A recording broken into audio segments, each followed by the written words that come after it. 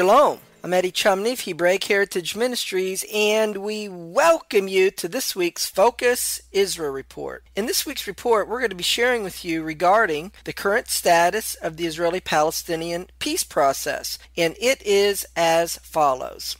A senior Palestinian negotiator said that the Palestinians have received a pledge from the United States that by the end of 2014, the Obama administration will issue an official written declaration presenting general highlights for a future Palestinian state. The negotiator said that the goal is to have a general framework of a peace agreement by the end of April. As a part of the written declaration, the United States is set to officially recognize Palestinian rights in eastern sections of Jerusalem without defining the exact territories that would be eventually handed to the Palestinians. The United States will declare on paper that the Jordan Valley as well as the West Bank is occupied by Israel and that the Palestinians have rights there, the negotiator said. Meanwhile, U.S. Ambassador to Israel Dan Shapiro said that the United States framework for peace will have real significant content in the document. It doesn't mean that each side will agree with each word,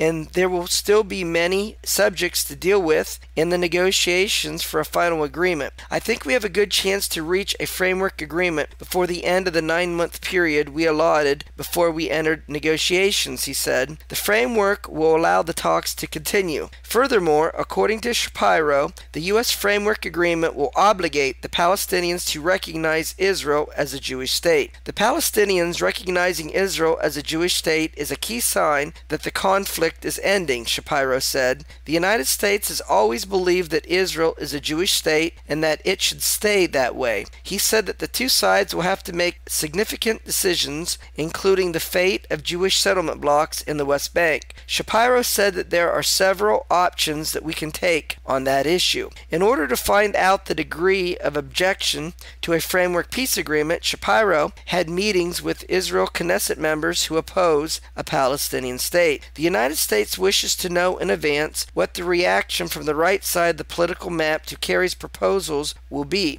As part of this effort, Shapiro has met in the past several weeks with several Knesset members from the Likud, Beitenu, and Jewish Home political parties, including Deputy Defense Minister Danny Danon, Deputy Foreign Minister Ze'ev Elkin, and Coalition Chairman Yariv Levin. In 2 weeks, Shapiro plans to meet with Knesset members who head Israel's Land of Israel lobby, who are against any Israeli withdrawals from the West Bank as part of a peace agreement. Regarding recognizing Israel as a Jewish state, a senior Palestinian official, Nabil Amaro, said that Abbas was prepared to recognize Israel, this time for real. However, PLO Executive Committee Secretary General Yasser Abed Rabo said that the Palestinians would never recognize Israel as a Jewish state. He said that the Palestinian position on this issue is well known and firm, adding that acceding to Israel's demand represents a serious threat to the Palestinian cause as a whole. Any favorable response to the demand for recognition, he warned, would mean recognition of the greater Israel, including the occupied Palestinian territories,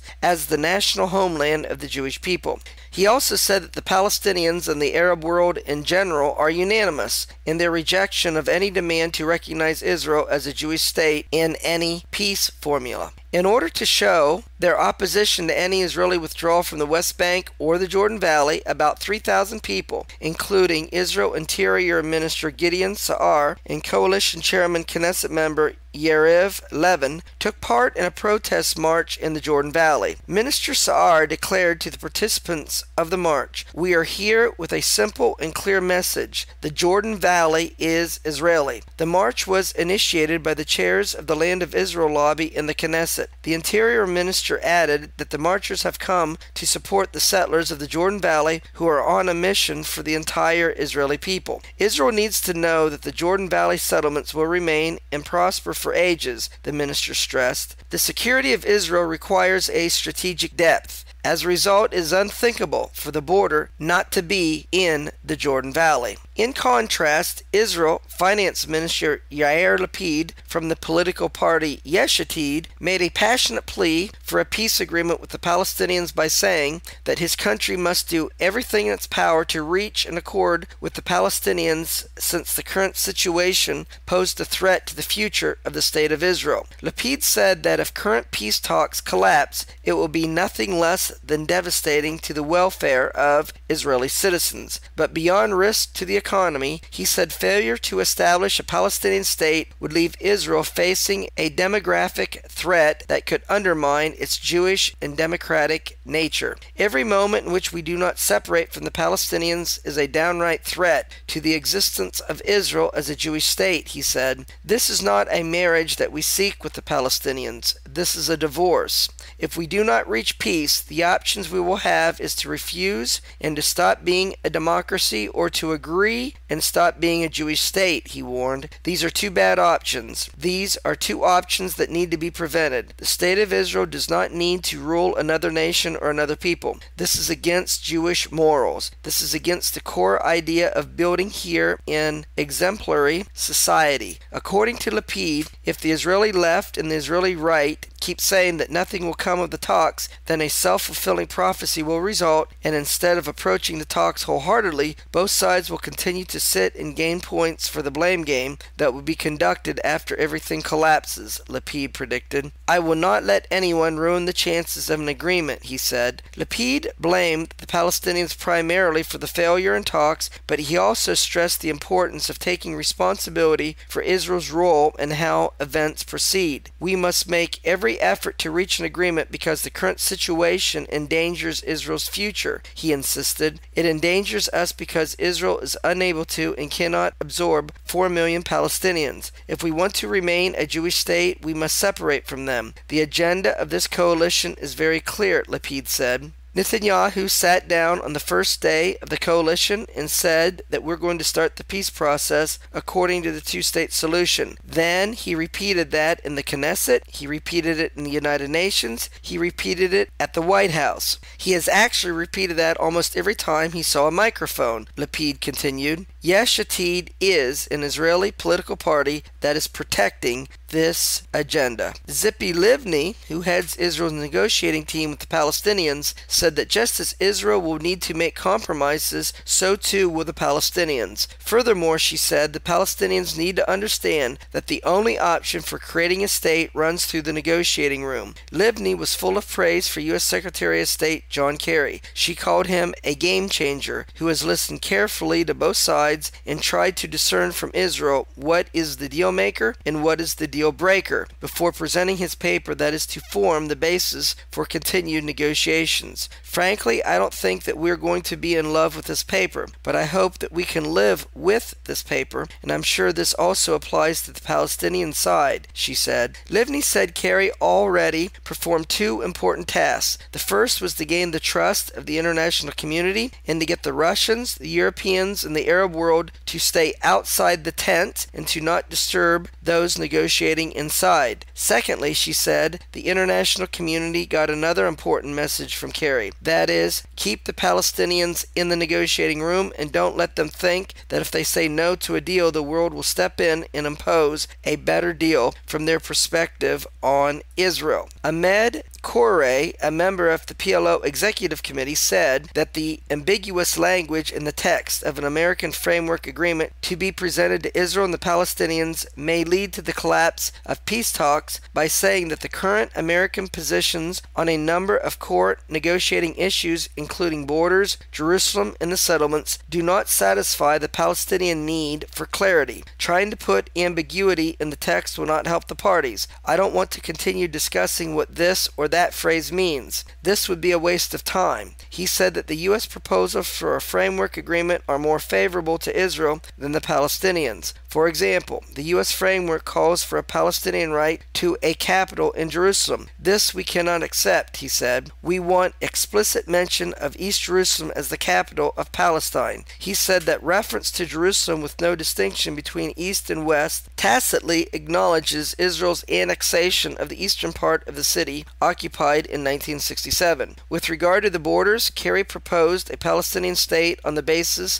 of 1967 borders with modifications based on changes on the ground, a reference to Israeli settlements, Curry said. The phrase, changes on the ground, is also too vague for the Palestinians, he said. What changes? This is occupied territory. All changes should be acceptable, but the parties can discuss land swaps. They should be minimal and not affect Palestinian lives and territorial contiguity. With regards to settlements, the U.S. should insist a clause specifically acknowledging their illegality under international law. The United States itself, he noted, has voted at the United Nations against settlement construction. If this is not recognized, I think it will be difficult to reach any kind of agreement, he said. Another discrepancy between the American and Palestinian positions concerns the right of return for Palestinian refugees and their descendants. The Americans reject the notion of a Palestinian right of return, while the Palestinians insist on the Arab Peace Initiative's formula of a just and agreed-upon solution based on UN Resolution 194. The Palestinians said that they would gladly accept the U.S. framework for peace with Israel, but only if it was outlined on the Palestinians' own terms. The Palestinians will not agree to any agreement, whether it is a framework agreement or a permanent agreement, if they do not include the Palestinian and Arab positions which are in line with international law, said Nabil Abu Radena. The strong and consistent position of the Palestinian Authority is the same as the position of President Mahmoud Abbas, that there will not be a Palestinian state without East Jerusalem as the capital city, that we will never recognize Israel as a Jewish state, that settlements are illegal, that the Palestinian state will be along 1967 lines, that we must find a just solution to the refugee problem, and that Israel must release Palestinian prisoners. Chief Palestinian negotiator Saeb Erekat said that if U.S. brokered peace talks fail to result in a peace agreement, then the Palestinians will call for an economic boycott of Israel, turning to international tribunals, to UN bodies, and joining a call for economic sanctions. All that will come if Kerry's initiative fails, Erekat said. According to Erekat, the Palestinians promised not to attempt to try Israel in international courts and in return secured the release of 104 Palestinian prisoners. Therefore, he explained, no suits would be filed until the fourth and final round of prisoners are released. Erekat said that the Palestinians are preparing for a blitz of lawsuits against Israel in The Hague, claiming the Palestinians have more than 50 petitions signed and ready should talks fail. Regarding the possibility of extending the 9-month framework set for talks, Erekat said, we will not extend the negotiations for 1 minute beyond April the 29th. The United States said that Erekat's comments were not helpful to peace negotiations. Meanwhile, there are reports that the U.S. negotiating team has demanded that Israel agree to an informal freeze of settlement activity outside the large settlement blocks. The freeze would go into effect immediately after the signing of a framework agreement. As a result, Israel would have to commit not to approve plans for housing or market housing units outside the large Jewish population concentrations in the West Bank. In response, Israel Housing and Construction Minister Yuri Ariel of the Jewish Home political party sharply criticized the U.S. over these reports by saying, a building freeze is a redundant, diluted idea. Ariel said. Ariel pointed out that the last building freeze, which Netanyahu declared in 2009, not only did not advance peace with the Palestinians in any way, but may have worsened the situation. In addition, 21 Israeli Knesset members, 7 of them deputy ministers, wrote a letter to Israel Prime Minister Benjamin Netanyahu saying that a building freeze is definitely out of the question. The Knesset members are also members of the Land of Israel Caucus lobby. The caucus members, headed by coalition chairman Knesset member Yariv Levin of Likud B'Tenu and Knesset member Oret Struck of Jewish Home, stressed that they oppose a freeze of any kind, including a freeze outside the large settlement blocks. And we will see an Israeli commitment along these lines as a serious game changer. Well, that's going to conclude this week's update, where we shared with you regarding the current status of the Israeli-Palestinian peace talks. Until we do it again, Shalom in Yeshua the Messiah. Amen.